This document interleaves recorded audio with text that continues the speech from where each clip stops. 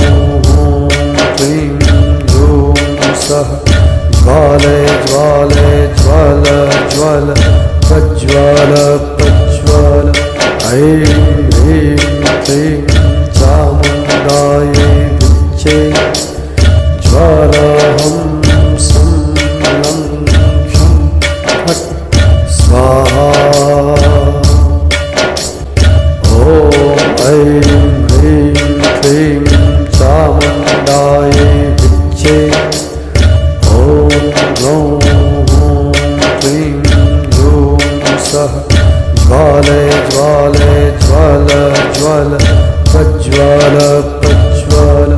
ऐं ह्रीं क्लीं चामुण्डायै विच्चे ज्वालाहं सं लं क्षं फट् स्वाहा। जय सिया राम दोस्तों, नवरात्रि के इस शुभ अवसर पर यदि आप भी श्री अमिताभ सिंह जी से माता रानी के भजन आदि करवाना चाहते हैं तो आप उन्हें दिए हुए ईमेल या कॉन्टैक्ट नंबर पर कॉन्टैक्ट कर सकते हैं। ईमेल और कॉन्टैक्ट नंबर आपको वीडियो डिस्क्रिप्शन में मिल जाएगा और जैसा कि आप फोटो में भी देख सकते हैं। और यदि आपको हमारा कंटेंट पसंद आए तो आप हमें दिए हुए पेमेंट आईडी पर भी सपोर्ट कर सकते हैं। धन्यवाद। जय सिया राम।